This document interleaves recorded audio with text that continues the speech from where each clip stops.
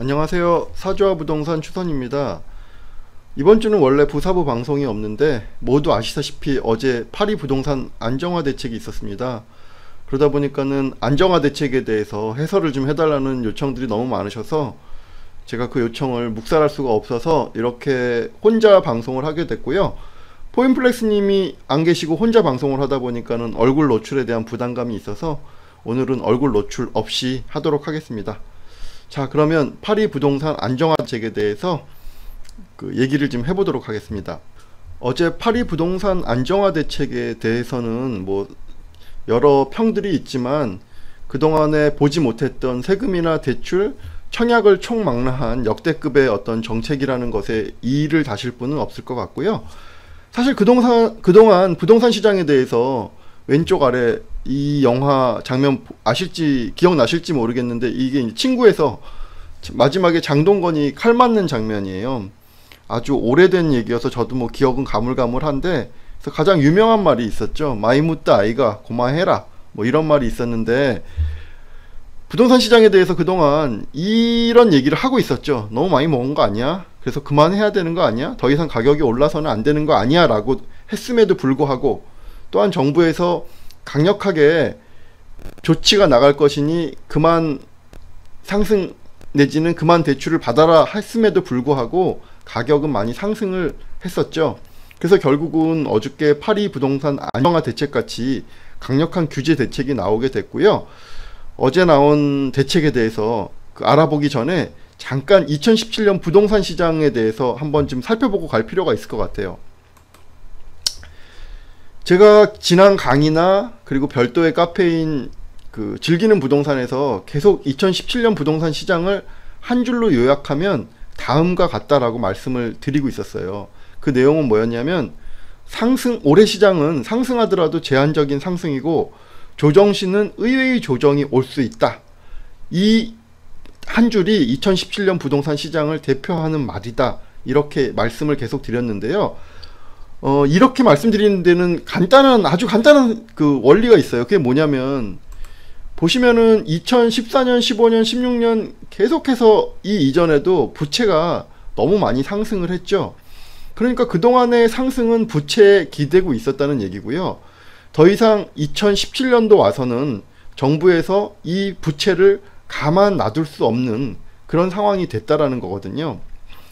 그렇다면은 왜 제가 상승을 하면은 제한적 상승이라는 이 표현을 썼냐면, 상승을 하더라도 현재 부채를 가만히 놔둘 수 없는 정부의 입장에서는 계속해서 대책이 나올 것이고, 그 대책을 뚫고 또 상승한다고 하더라도 또 새로운 대책, 그리고 상승하더라도 또 새로운 대책, 그리고 더욱 강력한 대책이 시장을 눌러내리기 때문에 제한적 상승이란 표현을 썼고요. 그리고 조정 시에는 의외의 조정을 올 수 있다라고 말씀드린 게, 이미 풀려있는 분양권들이 너무 많아요. 그리고 불안정하게 가지고 계신 분들이 많아요. 불안정하다는 의미는 뭐냐면, 분양권이 10% 자금으로 갖고 있다 보니까 1억 5천, 15억짜리도 1억 5천 내지는 20억짜리도 2억의 자금만 가지고 분양권 피를 노리고 몇 개씩 갖고 계신 분들, 그리고 실제로 실거주자보다는 투자자들이 너무 많이 가지고 있기 때문에 이미 풀린 분양권들이 굉장히 불안전하다라는 생각을 했고요. 그리고 갭투자자들도 지난 2년 동안 너무 많이 들어와 계세요.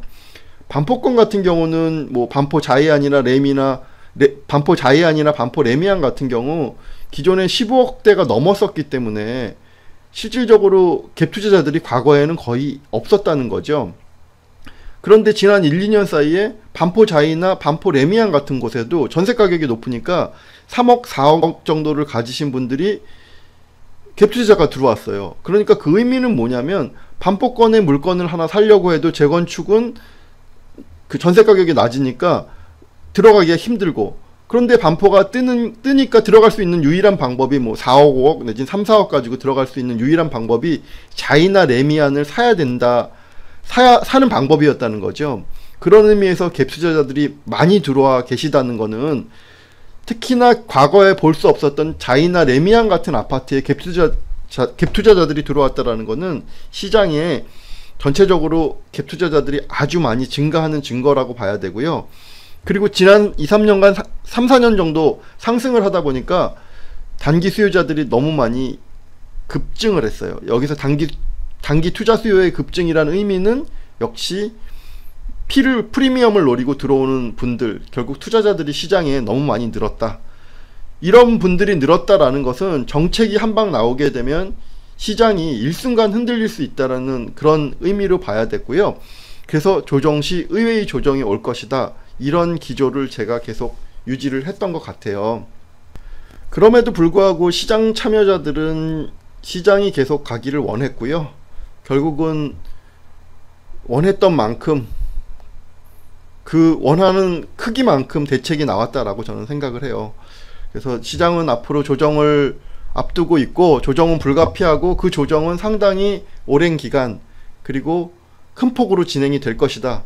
이게 제 어제 파리 부동산 안정화 대책을 본 총평이라고 할 수 있고요. 이제 각각 어떤 정책이 나왔는지 살펴보도록 하겠습니다. 어제 나온 파리 부동산 안정화 대책의 주요 내용을 살펴보면 다음과 같이 5개의 카테고리로 되어 있어요. 그래서 과열 지역에 대해서 투기 수요 유입을 차단하겠다. 그리고 실수요 중심으로 하겠다. 투기 주택 수요에 대해서 조사를 강화하겠다. 그리고 공급을 확대하겠다. 그리고 실수요자를 위한 청약 제도 등을 정비하겠다라는 이 정도의 5가지 커다란 카테고리로 나와 있는데요. 이 중에서 3번, 4번은 사실 립서비스 같은 그런 내용이어서 3번, 4번은 나중에 그냥 한번 보기만 하고요. 1, 2, 5번에 대해서 지금 집중적으로 말씀을 드리려고 합니다. 그럼 먼저 첫 번째, 과열 지역에 대한 투기 수요 유입을 어떤 식으로 차단할 것인지 잠깐 살펴보도록 하겠습니다. 지금 정부에서는 무엇보다도 부동산이 이렇게 뜨는 이유를 투기 수요 때문이라고 보고 있는 것 같아요. 그리고 실제로 저도 개인적으로 그렇게 생각을 하고 있습니다. 무슨 공급이 부족해서 그렇다. 저는 그것보다는 투기 수요들이 너무 많이 시장에 들어와 있기 때문에 그 부분을 차단하는 데 주력을 하는 것이 맞다라고 보고요. 정부에서 어저께 말씀하신 4가지 대책은 다음과 같은 것들이에요. 그래서 투기 과열지구 및 투기 지역을 지정하겠다. 그리고 상한제를 적용하겠다. 재개발 재건축에 대한 규제를 정비하겠다. 과열 지역은 도시재생 뉴딜 선정에서 제외하겠다. 이런 내용인데요. 이 내용에서도 역시 과열 지역에 대해서는 도시재생 뉴딜이란 것이 문재인 정부에서 매년 10조씩 들여서 한다는 것인데, 기존 도시를 재생하겠다는 건데 또 이거 재생한다고 발표하면 그 지역들이 난리가 나잖아요. 그러니까 과열된 지역은 도시재생 뉴딜 선정에서 제외하겠다라는 내용이고요. 이거는 우리 카페가 아무래도 강남 재건축 쪽에 집중이 되다 보니까 지금 어저께 전체 내용을 다 설명드릴 필요 없이 우리가 해당 있는 것만 좀 주로 설명을 하려고 해요. 그래서 지금 투기 수요 유입을 차단하는 것에 대해서는요, 요 빨간색 표가 그려져 있는 1번, 2번, 3번에 대해서 각각 좀 더 알아보겠습니다. 그럼 먼저 투기 과열 지구 및 투기 지역 지정입니다. 투기 과열 지구 및 투기 지역 지정은요, 투기 과열 지구 및 투기 지역을 모두 8월 3일 목요일자니까 오늘이 되겠네요. 지정 및 효력 발생한다라고 하고요. 이 투기 지구나 투기 과열 지구에 대해서 어떤 차이점이 있냐, 이것은 제가 뒤에서 말씀드릴 거고요. 그냥 개별적으로 각각 대책이 어떤 것들이 있다라고 그냥 알아두시면 될 것 같아요. 그래서 투기과열지구는 서울 전지역, 그리고 투기지역은 조금 더 센 대책으로 그 중에서 서울 전지역 25개 구 중에서 11개 구가 걸렸고요. 그리고 경기도에서 가장 뜨거운 과천은 투기과열지구, 그리고 세종시가 투기과열지구, 투기지역이 걸려 있고요. 우리는 강남권 카페니까 모든 대책에 다 걸렸다, 이렇게 정도 보시면 될 것 같아요. 투기 과열 지구하고 투기 지역하고 가장 큰 차이점은요, 한두 개 정도가 있는데 해당 있는 것만 좀 말씀을 드릴게요. 일단 투기 지역까지 지정이 되게 되면 양도세 가산세율이 적용이 돼요. 그래서 지금 양도세가 원래 2주택자, 3주택자도 현재 일반 과세죠. 그래서 6%에서 38%까지 내는데, 어제 나온 대책에 보면 투기 지역으로 지정된 곳은 양도세 가산세율을 적용하게 되면 2주택인 경우 기존 세율에 10% 더 내고, 또 3주택인 경우 기존 세율에 20%를 내거든요. 그러니까 맥시멈 세율이 38%다 보니 2주택자 같은 경우는 10%를 더 내면 48%, 즉 50%가 되는 거고요. 3주택자 같은 경우는 38%에서 20%를 더하면 58%가 되니까 약 60% 이렇게 내게 되는 거거든요. 맥시멈 세율을.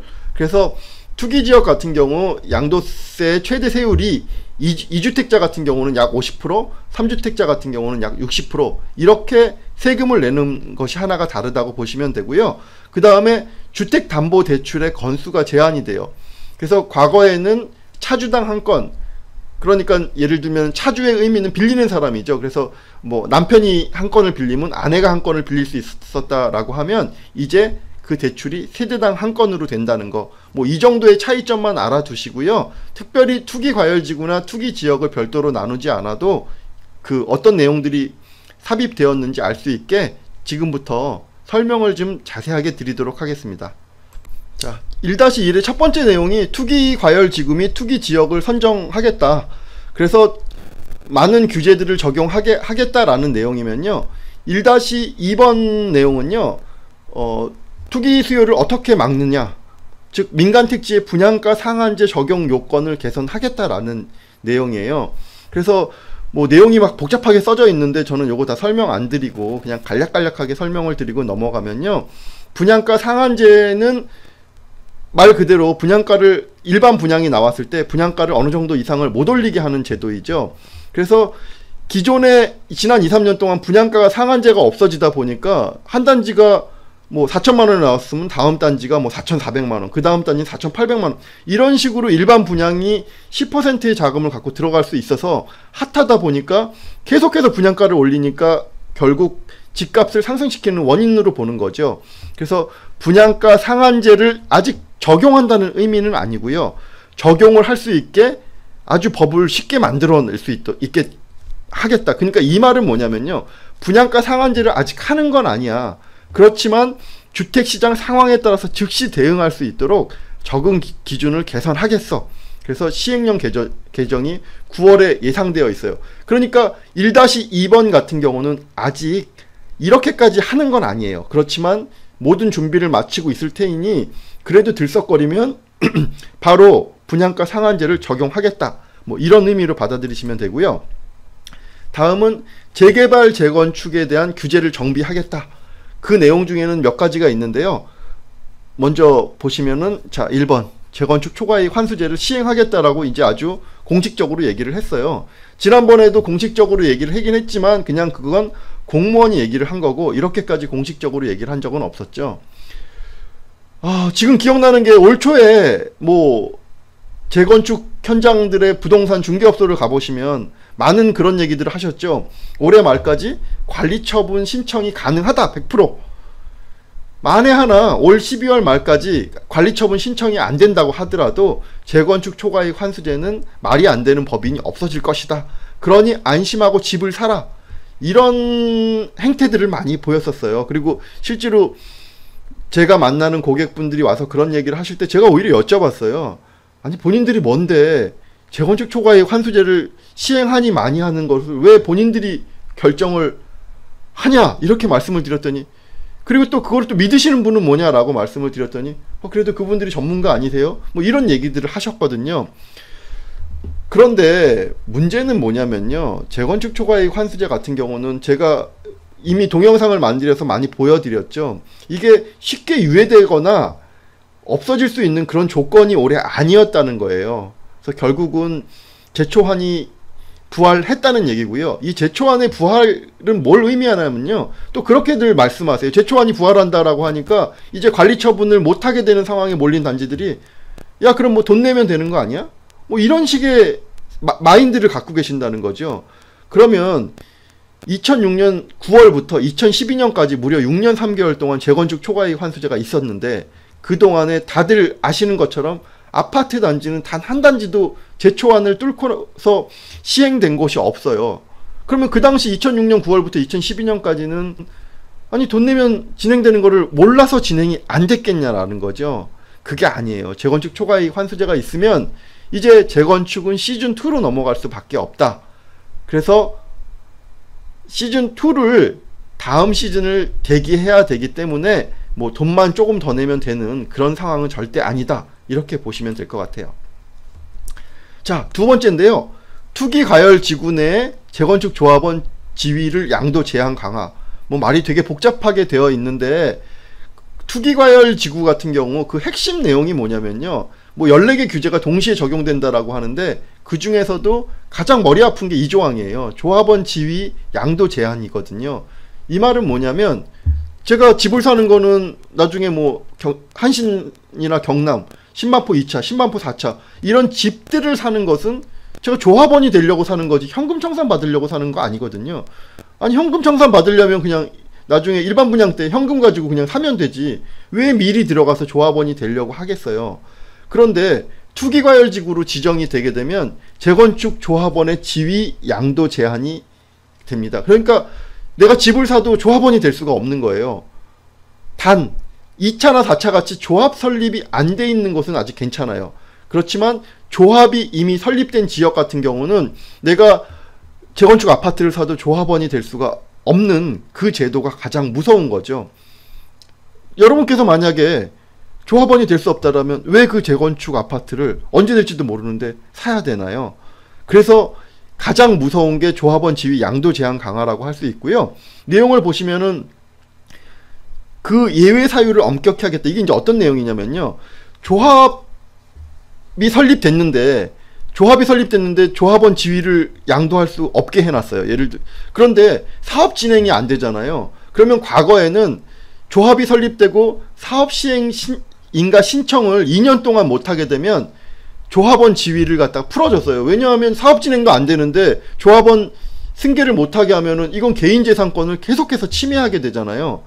그래서 결국 조합이 설립되고 2년 동안의 사업 시행 인가 신청이 없으면 이것은 조합원 지위를 승계할 수 있게 해줬는데 그 예외 사유를 갖다가 강화시켰다는 거예요. 그래서 과거에는 2년이었다라고 하면 이제 조합 설립 후에 3년 내에 사업 시행 인가 신청이 없어야 거래를 허락해 주게 되는 거고요. 사업 시행 인가 후 얘는 3년 내에 착공을 못하면 이제 조합원 지위 승계를 허용해 주는 그 예외 조항이 생기게 된 거죠.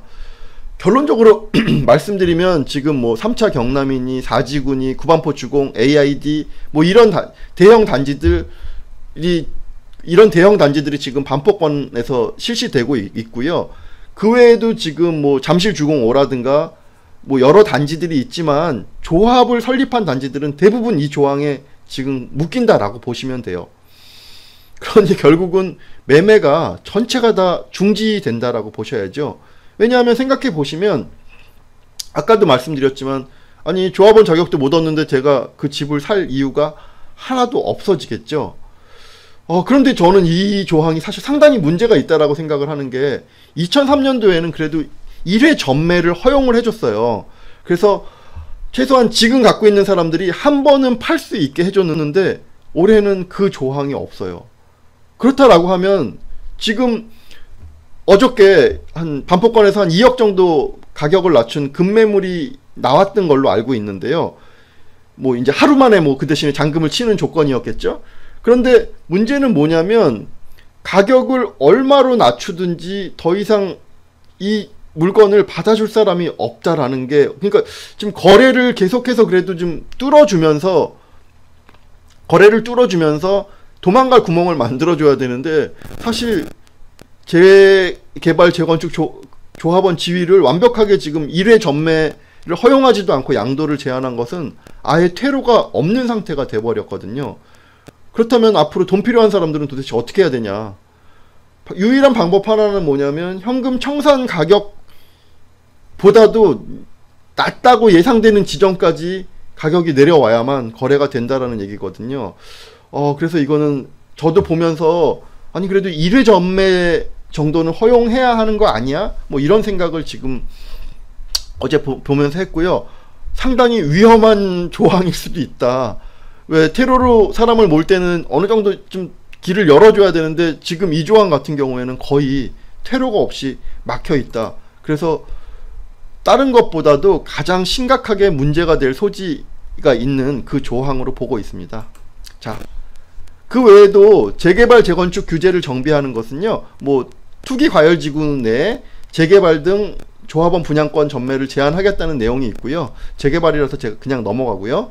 그 다음에 재개발 사업 시 임대주택 공급 의무 비율을 강화하겠다. 결국 이제 둘 다 재개발도 힘들어진다는 얘기고요. 그 다음에 마지막으로는 투기과열지구 내에 정비사업 분양분의 재당첨을 제한하겠다. 이것도 사실 심각해요. 이 5번 내용은 아시는 분들이 많이 없으실 것 같은데요. 내용을 조금 한번 더 살펴볼까요? 현행은 투기과열지구 내 일반 분양을 받은 사람은 5년간 다른 일반 분양을 받을 수 없어. 말이 굉장히 복잡하게 돼 있는데 어떤 뜻이냐면요. 지금 일반 분양을 받게 되면 지금 현재 걸려있는 규제는 딱 하나예요.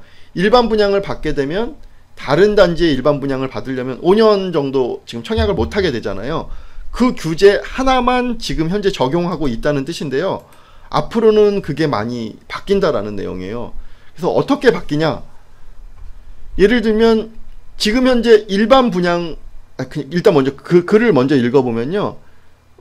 투기과열 지구 내에 일반 분양 또는 조합원 분양에 당첨된 세대에 속한 자는 5년간 투기과열 지구 내 정비사업 또는 일반 분양, 조합원 분양의 재당첨을 제한한다. 이게 무슨 말이냐면 우리가 조합원으로서 자격으로서 분양을 받는 게 있고 아파트는 일반 분양을 받는 두 가지가 있죠. 그러면 지금 현재 규제는 내가 일반 분양을 받으면 다음번에 일반 분양만 못 받는데 앞으로는 내가 일반 분양을 받으면 기존에 가지고 있는 조합원 분양도 받을 수가 없고요. 또 기존의 예를 들면 이런 거예요. 그러니까 10만포 6차 조합원이면 10만포 6차의 일반 분양을 과거에는 받을 수가 있었거든요. 그런데 10만포 6차의 일반 분양을 청약을 하실 수가 없어요. 그리고 또 10만포 6차를 갖고 있으면서 내가 사지구 물건을 하나 더 살 수도 있는 거였잖아요, 과거에는. 그런데 10만포 6차를 가지고 있으면 앞으로 새로운 단지를 사는 새로운 단지의 조합원이 될 수가 없어요. 그러니까 결국은 투기과열 지구 내에서 내가 6차를 가지고 10만포 3차를 사거나 10만포 잠원 4지구를 사거나 9만포 주공을 사는 것은 불가능해진 일이고 또 그 단지들의 일반 분양도 받을 수 없다. 그런 내용으로 이해하시면 될 것 같아요. 내용이 조금 복잡하더라고요. 그런데 결론적으로 말씀드리면 어떤 단지가 조합원 분양과 일반 분양으로 나뉘어 있다라고 하면 그 중에서 어떤 거 하나만 가지고 있어도 투기과열지구 내에서 그 조합원이나 일반 분양은 다 불가능해진다. 이렇게 보셔야 될 것 같아요. 이렇게 말씀드리니까 또 어떤 분은 그렇게 생각하시더라고요. 나는 이미 2개 가지고 있으니까 상관없어. 왜냐하면 이 법은 앞으로 사는 사람들에 해당이 되는 것이기 때문에 나는 이미 기존에 2개 갖고 있는 거에 상관이 없어. 뭐 이렇게 생각하시는 분이 계실 것 같은데 물론 상관없어요. 상관없지만 문제는 앞으로 사실 분들이 자격 제한이 걸리기 때문에 살 사람의 수요가 훨씬 줄어든다라는 거. 그래서 꼭 타격을 입힐 수 있는 가능성이 크다. 뭐 이렇게 보실 수 있을 것 같아요.